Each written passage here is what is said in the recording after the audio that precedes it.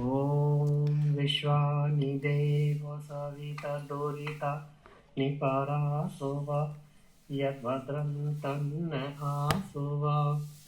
ओम सत्यार्थ प्रकाश स्वाध्याय कक्षा में आप सभी का स्वागत है। सभी को नमस्ते जी।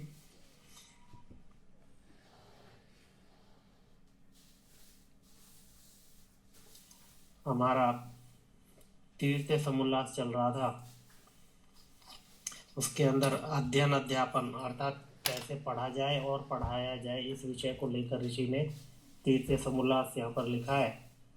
बहुत महत्वपूर्ण है। इसके अंदर अनेक प्रकार सिद्धांत ऋषि ने यहाँ पर दिए, पढ़ने पढ़ाने से संबंधित, और विषय किस प्रकार के हों, कौन कौन से ग्रंथ पढ़ाए जाए, उनकी चर्चा ऋषि ने यहाँ पर की थी। तो अभी तक जो हमने पढ़ा था उसके अंदर पहला तो ऋषि ने बताया था कि संतानों को उत्तम विद्या, शिक्षा, गुण, कर्म, स्वभाव ये आभूषण बताए, अर्थात एक विद्यार्थी के आभूषण है और इनको सबको धारण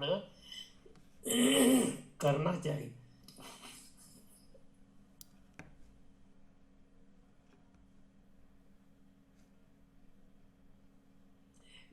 इनका धारण आवश्यक है।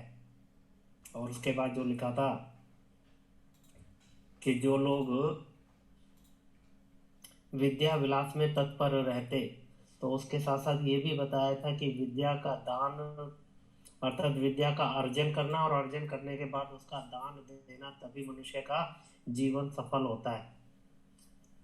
और बाद में जो व्यवस्था थी कि गुरुकुल में जाने की आयु कितनी होनी चाहिए, पाठशाला कितनी दूर है, कन्या कन्याओं की पाठशाला में, लड़के लड़कों की पाठशाला में, और अंतिम में एक था कि यह राज नियम और जाति नियम होना चाहिए कि 5वें अथवा 8वें वर्ष से आगे अपने लड़के लड़कियों को घर में ना रख सके, अर्थात कहीं पर भी किसी भी तरीके की कोई भी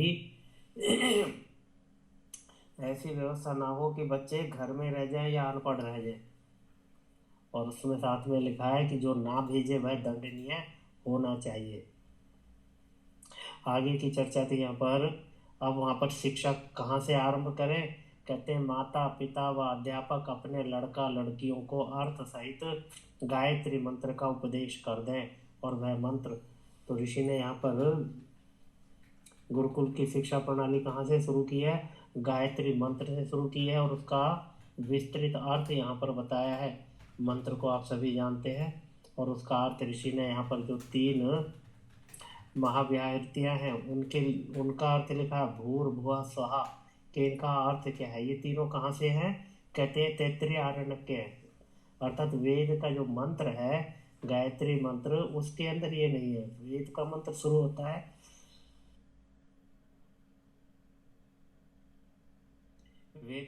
शुरू होता है तत्सवितुर से, और ये 3 महाव्याहृतियाँ जो दिखी हैं उनका अर्थ यहाँ पर किया है। उसको पुनः आज फिर कर देता हूँ। कहते हैं जो मंत्र में प्रथम ओम है उसका अर्थ प्रथम समोल्लास में कर दिया है, वहीं से जान लेना।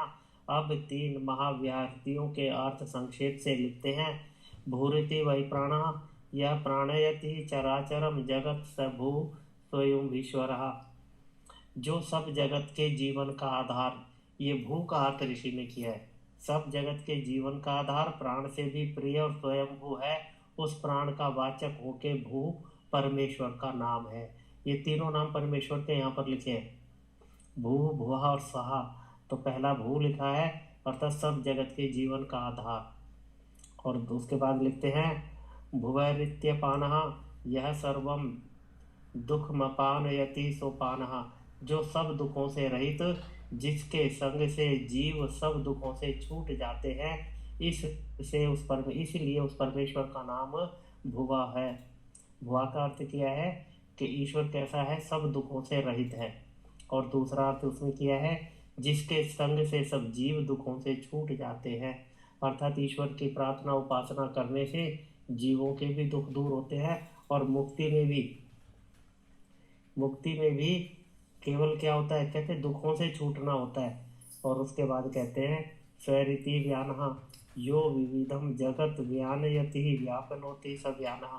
जो नानाविध जगत में व्यापक होके सबका धारण करता है, इसलिए उस परमेश्वर का नाम स्व है। ये तीनों वचन तैत्तिरीय आरण्यक के हैं। तो यहाँ पर तीनों का अर्थ लिखा, अर्थात भूर्भुवः स्वः। अब मंत्र का अर्थ करते हैं ऋषि, कहते हैं सवितुः यह सुनोत्युत्पादयति सर्वं जगत् स सवितः तस्यः। जो सब जगत का उत्पादक और सब ऐश्वर्य का दाता।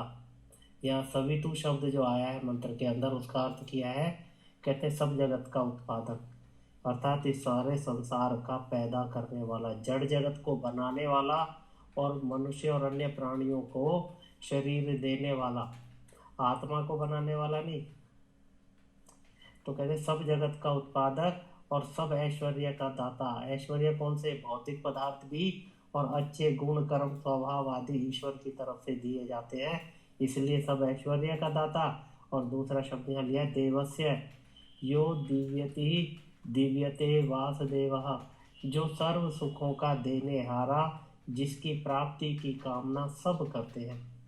अर्थात ऊपर जो है ऐश्वर्य का दाता, उसी का अर्थ यहाँ पर है सर्व सुखों को देने हारा। सुखों की प्राप्ति कहाँ से हो सकती है?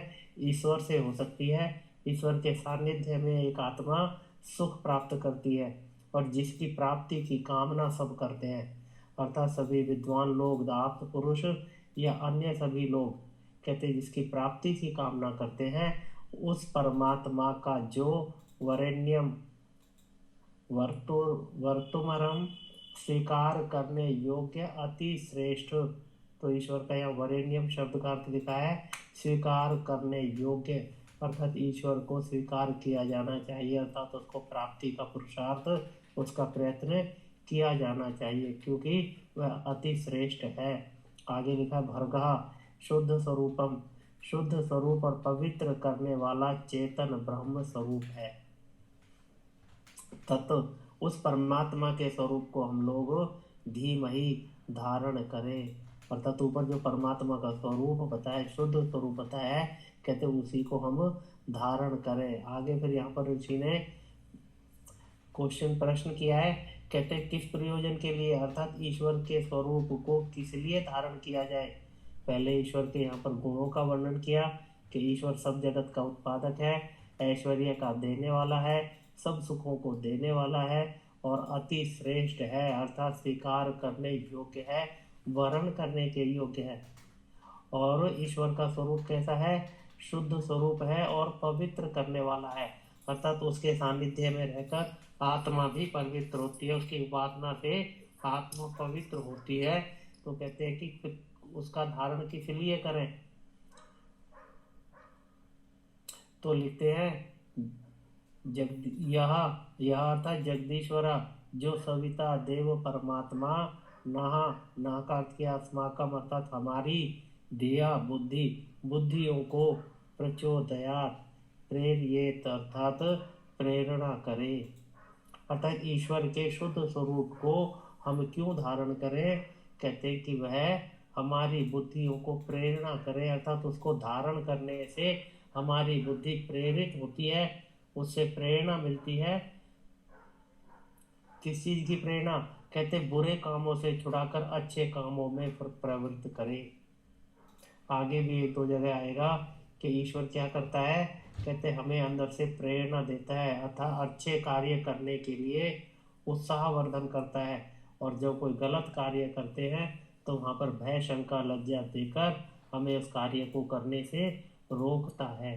तो अर्थात हम ईश्वर का धारण परमात्मा से, यहाँ पर बुद्धि की भी प्रार्थना, और साथ में कि परमात्मा हमें प्रेरणा करे कि अच्छे कामों में प्रवृत्त कराए और बुरे कामों से छुड़ा दे। अब यहाँ पर ऋषि का कुछ ईश्वर के नामों की व्याख्या करते हुए यहाँ पर अर्थ किया है।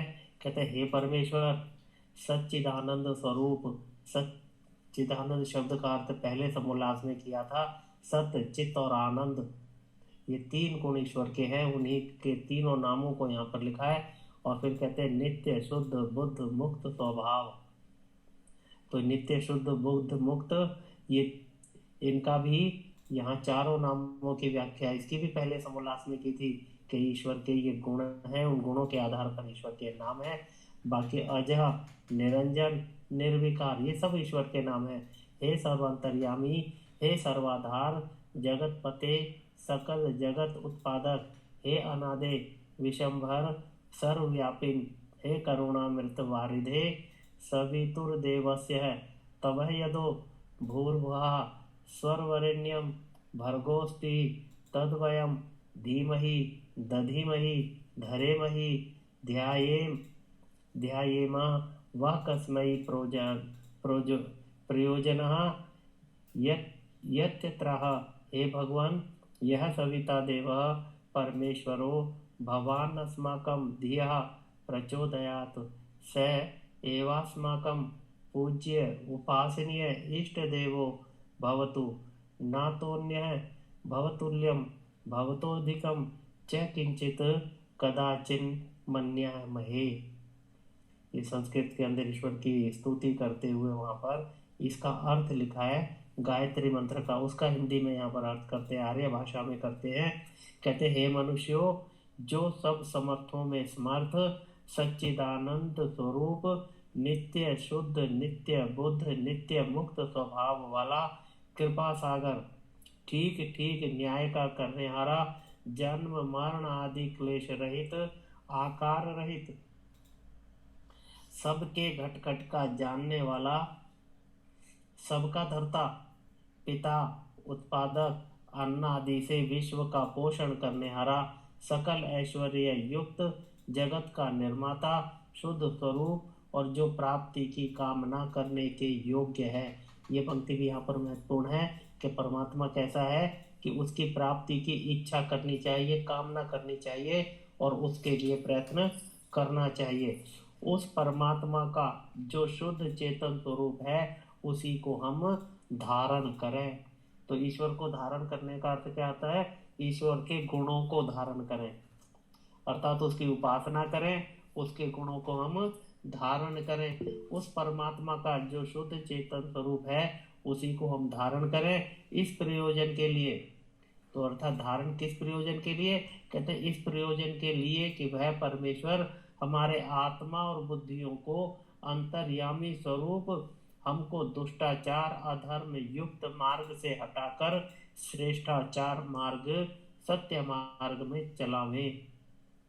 तो सीधा सीधा है परमात्मा के स्वरूप को धारण करते हुए उसके गुणों को धारण करें। और किस लिए? कि उसके ईश्वर के गुणों को धारण करते हुए हम दुष्टाचार और अधर्म युक्त मार्ग से हट जाएं और उत्तम श्रेष्ठाचार सत्य मार्ग पर हम चलें। और उसके लिए आगे लिखा है क्योंकि आगे लिखा है कि उसको छोड़कर दूसरे किसी वस्तु का ध्यान हम लोग नहीं करें। कई बार ऋषि ने इस बात को लिखा है कि उपासना किसकी करनी चाहिए? केवल एक ईश्वर की ही उपासना करनी चाहिए, अन्य की नहीं। आगे कहते हैं क्योंकि, कारण देते हैं क्योंकि उसके तुल्य और न अधिक है। अर्थात संसार में जितने भी पदार्थ हैं ना तो उसके बराबर है और ना उससे अधिक है। तो इसलिए उपासना किसकी? केवल परमात्मा की। उससे अतिरिक्त कौन से पदार्थ? अर्थात ना तो किसी जीव जंतु आदि पक्षी आदि की, ना मनुष्य की और ना ही इस जड़ जगत की। अर्थात संसार में तीन अनादि पदार्थों में केवल परमात्मा की ही उपासना करनी चाहिए, अन्य की नहीं। और आगे लिखते हैं वही हमारा पिता, राजा, न्यायाधीश और सब सुखों का देने हारा है। ईश्वर स्तुति प्रार्थना उपासना के अंदर भी एक मंत्र आता है, उस मंत्र के अंदर भी यही अर्थ आता है कि वह हमारा पिता, राजा, न्यायाधीश है और हम सब उसकी उपासना करें। यहाँ पर भी वही लिखा है कि वह हमारा पिता है, अर्थात हमको उत्पन्न करने वाला, हमारा पालन करने वाला होने से वह पिता है। और राजा, राजा किस लिए है?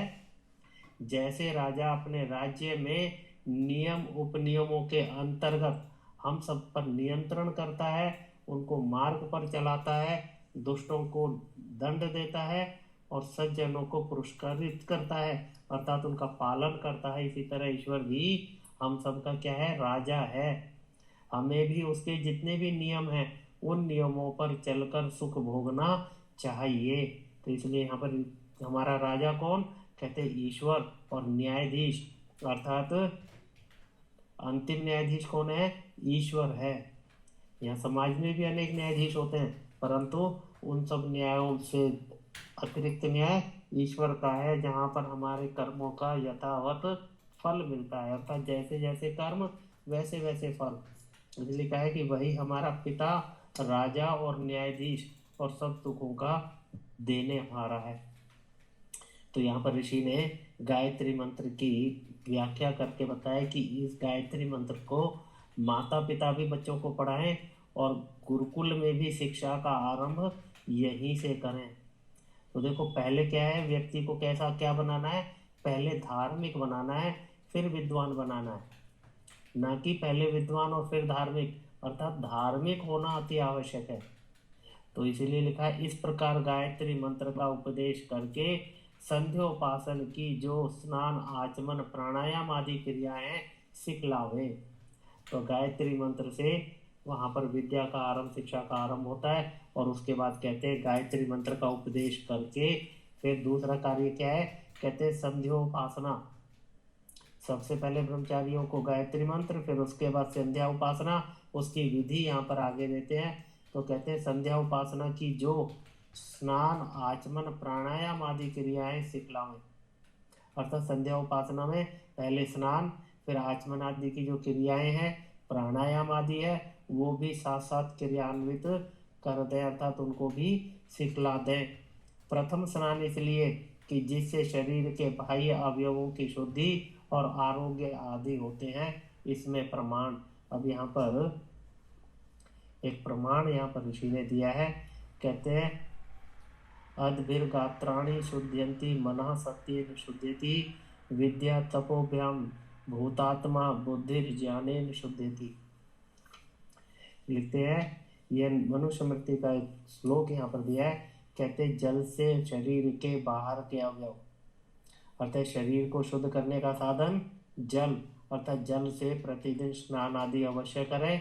और दूसरा लिखा है सत्याचार से मन, अर्थात सत्य आचरण से मन। मन की शुद्धि कैसे होगी, सत्य आचरण से होगी, अर्थात जो जो उत्तम आचरण के कार्य हैं उनको करने से मन आदि सभी इंद्रियां शुद्ध होती है। विद्या और तप, अर्थात सब प्रकार के कष्ट भी सहकर धर्म ही के अनुष्ठान करने से जीवात्मा। यहाँ पर तप की परिभाषा भी ऋषि ने साथ साथ दे दी, क्योंकि तप के बारे में भी लोगों का संशय बहुत है कि तप किसको कहते हैं। तो यहाँ पर लिखा है कि तप का अर्थ क्या किया है, सब प्रकार के कष्ट सहकर। एक जगह पर आएगा तप की परिभाषा में, जितने भी ये द्वंद्व होते हैं, गर्मी सर्दी भूख प्यास हानि लाभ, ये सब क्या हैं, ये तप हैं। इनको सहन करें, किस उद्देश्य को लेकर, कहते धर्म ही के अनुष्ठान करने में। जब एक व्यक्ति धर्म के मार्ग पर चलता है, कर्तव्य के मार्ग पर चलता है, तो वहां पर कुछ उसको कष्ट प्राप्त होते हैं, या जो भी कष्ट उस मार्ग में आए उन सबको सहन करते हुए धर्म ही का अनुष्ठान करने से आत्मा शुद्ध होती है। तो जल से शरीर की शुद्धि, सत्य आचरण से मन की शुद्धि, और विद्या और तप से आत्मा की शुद्धि होती है। और ज्ञान अर्थात पृथ्वी से लेके परमेश्वर पर्यंत पदार्थों के विवेक से। तो ज्ञान का अर्थ क्या किया है, अर्थात विद्या क्या है, पृथ्वी से लेके परमेश्वर पर्यंत पदार्थ। तो पदार्थ कौन कौन से हो गए, एक तो ये पृथ्वी आदि जड़ लोक, अर्थात जड़ संबंधित जितनी भी विद्या है उनका ज्ञान, और दूसरा फिर आत्मा का, और तीसरा परमात्मा का। इसीलिए लिखा है कि पृथ्वी से लेके परमेश्वर पर्यंत पदार्थों के विवेक से बुद्धि दृढ़ निश्चय पवित्र होता है। तो बुद्धि दृढ़ निश्चय अर्थात जब व्यक्ति ज्ञान प्राप्त करता है इन पदार्थों के, तो वहां पर संशय दूर होते हैं, और संशय दूर होने के बाद ही एक व्यक्ति अपनी बुद्धि में दृढ़ हो पाता है कि कौन से कार्य करें और कौन से ना करें, किसका उपयोग किस तरीके से किया जाता है, वहां पर दृढ़ निश्चय होता है। तो कहते हैं उससे बुद्धि पवित्र होती है। तो शरीर की पवित्रता जल से, मन इंद्रियों की पवित्रता सत्य आचरण से, अर्थात उत्तम आचरण से, और आत्मा की पवित्रता विद्या और ज्ञान से, विद्या से, विद्या और तप से, और उसके बाद कहते हैं ज्ञान से। ज्ञान कौन सा? पृथ्वी से लेकर परमेश्वर पर्यंत पदार्थों के विवेक से बुद्धि दृढ़ निश्चय होकर पवित्र होती है। इससे स्नान भोजन के पूर्व अवश्य करना चाहिए। तो यहाँ पर स्नान आदि की बात, जो संध्या उपासना की बात थी, उसमें इन्होंने सबसे पहले लिखा है ऋषि ने कि स्नान आदि करके शुद्धि कर लें। और उसके बाद फिर दूसरा लिखा है प्राणायाम। प्राणायाम के यहाँ योग शास्त्र का एक सूत्र देते हैं कि प्राणायाम दशुद्धि ज्ञान दीप्तिरः विवेक ख्याते। जब मनुष्य प्राणायाम करता है, प्राणायाम की विधि भी ऋषि आगे बताएंगे, और प्राणायाम का यहाँ पर फल बताते हैं कि प्राणायाम करने से मिलता क्या है। कहते हैं जब मनुष्य प्राणायाम करता है तब प्रति क्षण उत्तरोत्तर काल में अशुद्धि का नाश। ये पहला लाभ लिखा है कि प्राणायाम करने वाले का प्रति क्षण लिखा है कि हर क्षण जैसे जैसे प्राणायाम करता जाता है और जैसे जैसे उसको आगे बढ़ाता है, उत्तरोत्तर काल में, अर्थात लगातार प्राणायाम करते रहने से अशुद्धि का नाश। ये अशुद्धि किसकी? मन, बुद्धि और शरीर, सभी की अशुद्धियां प्राणायाम से दूर होती हैं। तो अशुद्धि का नाश और ज्ञान का प्रकाश होता है, अर्थात बुद्धि की वृद्धि प्राणायाम से होती है, बुद्धि तीव्र होती है। और कहते हैं कि जब तक मुक्ति ना हो तब तक उसके आत्मा का ज्ञान बराबर बढ़ता जाता है। अर्थात प्राणायाम कब तक करें? जब तक एक व्यक्ति मुक्ति को प्राप्त ना कर ले, क्योंकि बुद्धि को तीव्र करने का, उसके मलों का नाश करने का और शरीर मन आदि की शुद्धि के लिए कहते हैं प्राणायाम आवश्यक है। आगे प्राणायाम की विधि बताते हैं। तो मनुस्मृति का यहाँ श्लोक लिखा है, कहते दह्यन्ते ध्यायमानानां धातूनां च यथामलः तथेन्द्रियाणां दह्यन्ते दोषा प्राणस्य निग्रहात्। जैसे अग्नि में तपाने से सुवर्ण आदि धातुओं के मल नष्ट होकर शुद्ध होते हैं। उदाहरण भी दे दिया, हम सब जानते हैं इसको, कि जब सोना आदि धातु होती है उसको जब अग्नि में डालकर उसको पिघलाते हैं तो उसमें जो दूषित अन्य जो धातुएं मिली होती हैं या अन्य अशुद्धियां होती हैं वह सब दूर होके और शुद्ध सोना वहां से निकलता है। तो कहते हैं जैसे वहां पर मल आदि नष्ट हो जाते हैं, वैसे प्राणायाम करके मन आदि इंद्रियों के दोष क्षीण होकर। तो यहाँ पर मन आदि इंद्रियां लिखी है, शादी आदि में फिर क्या आएगा? अर्थात बुद्धि और शरीर आदि सारे, कहते हैं उनके दोष क्षीण होकर निर्बल हो जाते हैं। और यहाँ पर ये प्राणायाम की विधि लिखी है। योग सूत्र का, योग दर्शन का एक सूत्र और दिया है विधि के अंदर, कहते हैं प्रचर दन विधारणाभ्याम वह प्राणस्य। जैसे अत्यंत वेग से वमन होकर अन्न जल बाहर निकल जाता है, वैसे प्राण को बल से बाहर फेंक के बाहर ही यथाशक्ति रोक देवे। यहाँ पर 4 प्राणायामों के विषय में चर्चा की है जो महर्षि पतंजलि के योग दर्शन में है, और प्राणायाम केवल ये 4 है। बाकी जितने भी ये सारे के सारे प्राणायामों के नाम से एक बड़ी श्रृंखला चलती है कि ये कपालभाति है, ये अनुलोम विलोम है, ये भस्त्रिका है, और पता नहीं कितने कितने प्राणायाम रोज नए बनते जाते हैं। वास्तव में वो प्राणायाम है ही नहीं।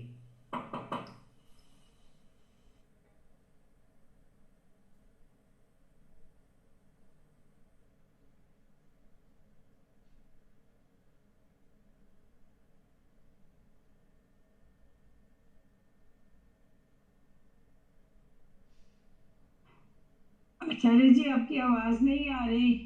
हाँ जी, आवाज नहीं आ रही। 1 मिनट के लिए होल्ड करना बहन जी, मैंने बंद किया है।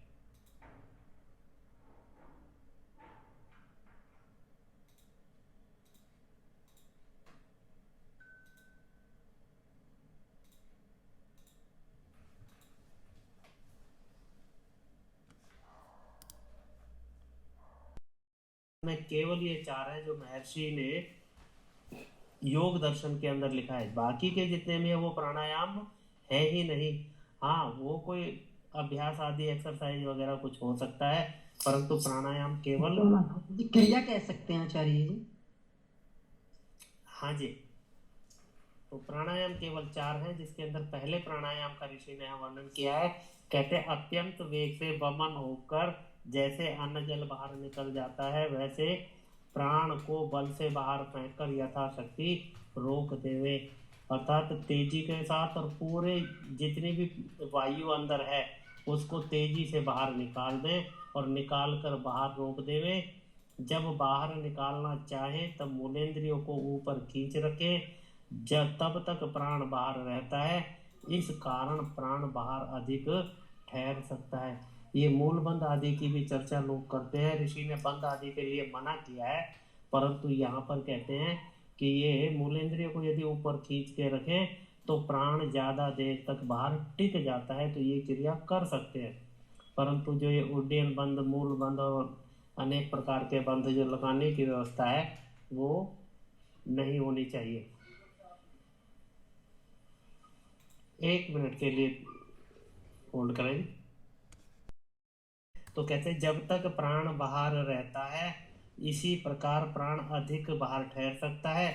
जब घबराहट हो तब धीरे धीरे वायु भीतर वायु को लेके फिर भी वैसा ही करता जाए। तो यहाँ पर धीरे धीरे अर्थात जब बाहर निकालना है तो तेजी से निकालें और पूरा निकालें, और जब अंदर लेना है तो अंदर लेते समय धीरे धीरे लेना है ताकि पूरा वायु भर जाए। तो कहते हैं जब घबराहट हो तो धीरे धीरे भीतर वायु को लेकर फिर भी वैसा ही करता जाए, अर्थात पुनः फिर रुकना नहीं है। अंदर वायु भरने के बाद फिर प्राण को झटके के साथ बाहर निकालना है और फिर दूसरा प्राणायाम इसी तरह लगातार करने हैं।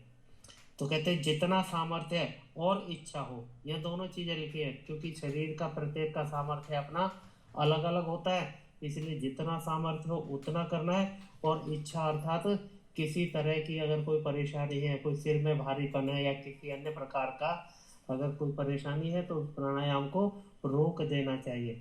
और साथ में लिखा है मन में ओम का जप करता जाए, इस प्रकार करने से आत्मा और मन की पवित्रता और स्थिरता होती है। स्थिरता किसकी? मन की स्थिरता होती है, अर्थात मन की चंचलता प्राणायाम से दूर होती है। क्योंकि आगे का जो अष्टांग योग के अंदर आता है उसके अंदर मन को स्थिर करने की क्रिया होती है। तो कहते हैं पहले प्राणायाम और बाद में फिर ध्यान धारणा आदि। तो कहते हैं एक बाह्य विषय अर्थात बाहर ही अधिक रोकना। तो ये ऊपर जो प्राणायाम बताया है ये बाहर रोकने का प्राणायाम बताया, अर्थात ये बाह्य विषय प्राणायाम बाह्य प्राणायाम हो गया। दूसरा कहते हैं आभ्यंतर अर्थात भीतर जितना प्राण रोका जाए उतना रोक के। तो भीतर वाले प्राण के अंदर क्या रहेगा, प्राणायाम में क्या रहेगा कि पहले बाहर से धीरे धीरे लेना है, पूरा प्राण अंदर भरना है और फिर अंदर ही रोक कर रखना है। और जब जब तक रुके तब तक अंदर रोके, अन्यथा फिर उसको बाहर पूरा निकाल दें। फिर उसके बाद धीरे धीरे दूसरा फिर प्राण खोलें, ये दूसरा प्राणायाम शुरू हो जाएगा। तो ये हो गया आभ्यंतर अर्थात भीतर जितना प्राण रोका जाए उतना रोक के। और तीसरा है स्तंभ वृत्ति अर्थात एक ही बार जहाँ का तहाँ प्राण को यथाशक्ति रोक देना। तो तीसरे प्राणायाम की विधि में आएगा कि प्राणापान अर्थात श्वास की गति को सामान्य चलने दें और इच्छा अनुसार कहीं पर भी एक जगह रोक दें, चाहे प्राण बाहर है चाहे भीतर है या बीच में है, कम है ज़्यादा है, मन चाहा वहीं पर रोक दिया। इसको कहते हैं स्तंभ वृत्ति। और जब वहाँ पर जितनी देर रोका जाए रोक लिया और बाद में उसको या तो लिया गया तो ले लें और छोड़ा जाए तो छोड़ना है। ये हो गया स्तंभ वृत्ति, ये तीसरा प्राणायाम। और चौथा प्राणायाम लिखा है बाह्य अभ्यंतराक्षेपी अर्थात जब प्राण भीतर से बाहर निकलने लगे तब उससे विरुद्ध उसको ना निकलने देने के लिए बाहर से भीतर लें, और जब बाहर से भीतर आने लगे तब भीतर से बाहर की ओर प्राण को धक्का देकर रोकता जाए। तो ये चौथे वाला प्राणायाम के लिए विद्वान लोग कहते हैं कि पहले जब 3 प्राण सिद्ध हो जाएं, प्राणायाम सिद्ध हो जाएं, अर्थात एक एक प्राणायाम को करते रहें और उनकी सिद्धि होने पर दूसरे प्राणायाम को सिद्ध करें, और जब अच्छी तरह प्राणायाम में पारंगत हो जाए तब चौथा प्राणायाम करना चाहिए। इसके अंदर प्राणायाम कैसे है, पहले प्राणायाम को बाहर निकालना, बाहर रोके रखें, जब अंदर आने लगे तो अंदर लेने के बजाय फिर और बाहर निकालना, फिर दूसरी बार बाहर निकालना, और फिर उसके बाद धीरे धीरे करके अंदर ले लें, अंदर रोके रखें। अंदर रोकने पर जब बाहर निकलने लगे तो बाहर ना निकाल कर और अंदर लेना है, पहली बार अंदर फिर दूसरी बार अंदर लेना है, उसके बाद फिर सामान्य श्वास प्रश्वास एक, ये चौथा प्राणायाम एक होता है। ये सभी को करने की अनुमति नहीं होती। उसके बाद कहते हैं कि एक दूसरे के विरुद्ध क्रिया करें तो दोनों की गति रुककर प्राण अपने वश में होने से मन और इंद्रियां भी स्वाधीन होते हैं। तो यहाँ पर चौथे प्राणायाम के लिए यहाँ पर ऋषि ने लिखा है, और इसका फल भी लिख दिया कि इससे क्या होगा, मन और इंद्रियां स्वाधीन हो जाएंगे, अर्थात अपने अधीन हो जाएंगे। मन इधर उधर, जैसा हम लोग कहते हैं, बोले जी संध्या में बैठते मन नहीं रुकता, तो ये मन हमारे अधीन हो जाएगा और इंद्रियां भी। और उसके बाद उसका लिखते हैं बल पुरुषार्थ बढ़कर बुद्धि तीव्र सूक्ष्म रूप हो जाती है। ये जो बुद्धि का तीव्र होना और सूक्ष्म रूप होना ही क्या है, ये ही मेधा बुद्धि है, जिससे ईश्वर की प्राप्ति होती है, क्योंकि ईश्वर सबसे सूक्ष्म पदार्थ है और उसकी प्राप्ति के लिए इसी प्रकार की बुद्धि का होना आवश्यक है। कहते हैं जो कि बहुत कठिन और सूक्ष्म विषय को भी शीघ्र ग्रहण करती है। विद्यार्थियों के लिए भी बहुत आवश्यक है, क्योंकि जितनी बुद्धि तीव्र होगी उतना ही अपने अपने विषय को बड़ी आसानी से उसको ग्रहण कर सकते हैं। कहते हैं शीघ्र ग्रहण करती है। इससे मनुष्य शरीर में वीर्य वृद्धि को प्राप्त होकर स्थिर बल पराक्रम जितेंद्रियता सब शास्त्रों को थोड़े ही काल में समझकर उपस्थित कर लेगा। अर्थात जो पठन पाठन विधि है, जितने भी शास्त्र हमारे हैं, उन सबको कम समय में, क्योंकि एक बच्चे का पुरुषार्थ होता है, एक बच्चे का सामर्थ्य होता है कि वह एक विषय को 10 दिन में करता है, दूसरे की बुद्धि तीव्र होती है, वह उसको 2 दिन में कर लेता है, अर्थात वो अपने जीवन के 8 दिन बचा ले जाता है। तो तीव्र बुद्धि होने से वह सभी शास्त्रों को, सभी विद्याओं को कम से कम समय में उपस्थित कर लेता है, अर्थात सीख जाता है। अब साथ में ऋषि ने एक और लिखा है, स्त्री भी इसी प्रकार योगाभ्यास करें। अर्थात योगाभ्यास किसके लिए है, स्त्री पुरुष दोनों के लिए है, दोनों इसको लगातार करें। ऊपर आया इस बात को, उत्तरोत्तर काल में, प्रतिक्षण उत्तरोत्तर काल में अशुद्धि का नाश होता है, अर्थात इसको निरंतर करते रहें। कहते हैं भोजन छादन उठने बैठने बोलने चालने बड़े छोटे से यथा योग्य व्यवहार करने का उपदेश करें। ये सारा व्यवहार माता पिता के द्वारा भी सिखाया गया, पुनः आचार्य भी गुरुकुल में सभी संतानों को, सभी शिष्यों को इस सब की व्यवहार की कुशलता प्राप्त कराते हैं, अर्थात सभी ब्रह्मचारी गण ये जो उत्तम आचरण है उसको सीख पाए। तो यहाँ पर देखो सारी विद्या क्या चल रही है, अभी केवल उसका शिक्षा का भाग चल रहा है, अर्थात उनको शिक्षित करना, उनका आचरण उत्तम बनाना। और उसके बाद कहते हैं संध्योपासन, जिसको ब्रह्म यज्ञ भी कहते हैं। अब यहाँ पर संध्या उपासना के लिए लिखा है ब्रह्म यज्ञ पहला यज्ञ। अभी तक आसन प्राणायाम की यहाँ पर ऋषि ने चर्चा की थी कि पहले गायत्री मंत्र आदि का, फिर उसके बाद प्राणायाम का, और प्राणायाम के बाद कहते हैं अब ब्रह्म यज्ञ। कहते हैं संध्योपासन। और देखो एक चीज और है, इसको केवल आप ये ना समझें कि ये केवल विद्यार्थियों के सीखने का है, क्योंकि हम लोग अधिकतर सब कभी गुरुकुल गए नहीं, ये सब चीजें सीखी नहीं, अर्थात साथ साथ हम भी सीखते चलें कि हमारे कर्तव्य कर्म क्या है, अर्थात हमको अपने जीवन में क्या क्या कार्य करने हैं। ये प्राणायाम करना आदि किसके लिए, हमारे लिए भी आवश्यक है, और आगे के जो यज्ञ बताए उनके लिए भी लिखा है, ये भी हमारे जीवन में आवश्यक है। हम सब लोग इनको अपने जीवन में धारण करें। लिखते हैं संध्योपासन, जिसको ब्रह्म यज्ञ भी कहते हैं। आचमन उतने जल को हथेली में लेके उसके मूल और मध्य देश में ओष्ठ लगा के करें कि वह जल कंठ के नीचे हृदय तक पहुंचे, ना उससे अधिक ना न्यून। अर्थात संध्या उपासना, संध्या के अंदर जो आचमन लिया जाता है उसकी विधि बता दी। विधि कितनी लेनी है, कहते हैं हथेली में कितना लें, कि केवल उतना जल लें कि पीने के बाद केवल कंठ तक जाए। और उसको पीना कैसे है? कहते हथेली का जो मूल है, जहाँ कलाई से वह जुड़ती है, वहां पर होठ को लगाकर थोड़ा सा हथेली को ऊपर करेंगे तो तुरंत पूरा जल होठ के साथ होता हुआ मुख में और हृदय प्रदेश तक पहुंचेगा। और कहते हैं कि ना उससे अधिक और ना उससे न्यून, कहते हैं उससे कंठस्थ कफ और पित्त की निवृत्ति थोड़ी सी होती है। अर्थात इस जल से जो पिया गया है, इससे पित्त की निवृत्ति भी होती है और कहते हैं कफ की भी निवृत्ति होती है।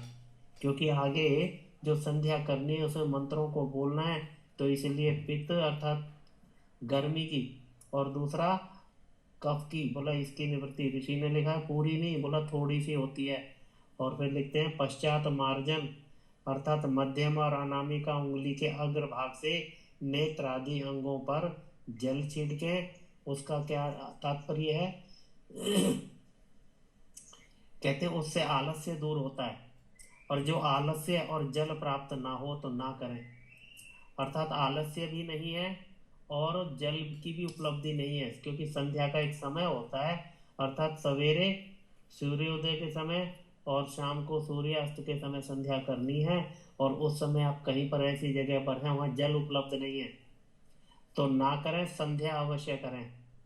या कहीं पर आलस्य नहीं है और जल भी नहीं है तो भी ना करें। अगर आलस्य है तो जल की व्यवस्था अवश्य करें, पर संध्या अपने समय पर करें। तो कहते हैं कि जो आलस्य और जल प्राप्त ना हो तो ना करें। पुनः सैमंत्रक प्राणायाम वो भी संध्या में दिए हुए हैं, जो ओम भू ओम भुआ ओम स्वाहा, इससे 3 प्राणायाम उससे करने हैं। कहते हैं सैमंत्रक प्राणायाम, मनसा परिक्रमण, उपस्थान, पीछे परमेश्वर की स्तुति प्रार्थना उपासना की रीति सिखलावें। पश्चात अगमर्षण अर्थात पाप करने की इच्छा भी कभी ना करें। यह संध्योपासन एकांत देश में एकाग्र चित्त से करें। ऋषि ने संध्या उपासना की पूरी विधि अपने ग्रंथों में दी है, वहां से सीखें और उसका संक्षेप से यहाँ पर लिख दिया। ये सबका सब किसको सिखाना है? ब्रह्मचारियों को सिखाना है, सभी जितने भी गुरुकुल के अंदर हैं। और हमें भी ये संध्या उपासना अर्थात ब्रह्म यज्ञ नाम भी साथ साथ दे दिया। इस ब्रह्म यज्ञ को सभी करें और दोनों समय करें। आगे बताएंगे कि कितनी बार करना है और क्यों करना है यहाँ पर। और साथ साथ बता दिया संध्योपासन कहाँ? बोला एकांत देश के अंदर और एकाग्रचित होकर करें, क्योंकि ईश्वर से यहाँ पर प्रार्थनाएं की है, ईश्वर के साथ उपासना है ये। तो कहते हैं एकांत देश में एकाग्रचित होकर करें। और यहाँ पर मनुस्मृति का श्लोक दिया है, कहते हैं अपाम समीपे नियतो नैत्यकम विधिमा स्थिता सावित्री मप्यधीत गत्वारण्यम समाहिता। जंगल में अर्थात एकांत देश में जा सावधान हो, जल के समीप स्थित होके। एक तो व्यवस्था दी है कि कहाँ पर करें, अर्थात जंगल में, क्योंकि एकांत लिखा है। अगर जंगल नहीं है तो एकांत देश कहीं पर भी अपने निवास स्थान पर। और उसके बाद कहते हैं यह जल के समीप, क्योंकि जल के समीप करने से वहां पर मन अच्छा लगता है, वायु शुद्ध होती है, तो इसलिए लिखा है। तो जहां पर जैसी व्यवस्था बन जाए उस प्रकार सावधान होकर नित्य कर्म को करता हुआ सावित्री अर्थात गायत्री मंत्र का उच्चारण, अर्थ, ज्ञान और उसके अनुसार अपने चाल चलन को करें। केवल गायत्री मंत्र का उच्चारण कर लिया और उसका अर्थ नहीं पता, उसका कोई लाभ नहीं। इसलिए ऋषि ने यहाँ पर 3 चीजें लिखी और इसी के अनुसार गायत्री मंत्र का उच्चारण होना चाहिए। अर्थात गायत्री मंत्र का उच्चारण भी, उसका अर्थ भी, और उसके बाद कहते हैं उसके अनुसार अपने चाल चलन अर्थात आचरण भी उसी के अनुसार बनाए। उसके अनुसार आचरण कैसे बनता है? कि वहां पर गायत्री मंत्र के अंदर जो प्रार्थना की गई है, कहता अर्थात हम परमात्मा को वर्ण करें, परमात्मा के गुणों को धारण करें, क्योंकि परमात्मा के गुणों के धारण करने के लिए है। तो इसलिए हमारा प्रयास साथ साथ क्या रहना चाहिए कि ईश्वर के गुणों को हम धारण करते हुए अपना आचरण उसी के अनुरूप बनाए। और आचरण उसका धारण क्यों करें? ताकि हमारी बुद्धि सन्मार्ग पर चले तो अर्थात हम दुष्ट मार्ग को छोड़कर सन्मार्ग में चलने का प्रयत्न करें और ईश्वर के गुणों को धारण करते हुए चलें। अन्यथा गायत्री मंत्र को बोलने का भी, उसको सीखने का भी कोई लाभ नहीं है। और कहते परंतु यह जप मन से करना उत्तम है।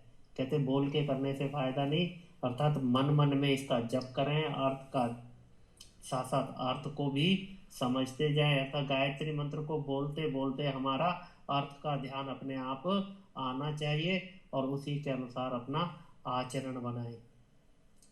आज के पाठ का यहीं पर विराम करते हैं। आगे ऋषि ने यहाँ पर दूसरा देवयज्ञ लिखा है। मंत्र पाठ के बाद आप कि कोई इसके अंदर कोई शंका हो तो अवश्य रखें। मंत्र पाठ।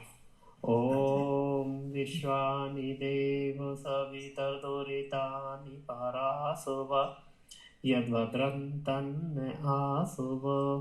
ओम शांति शांति शांति। ओम।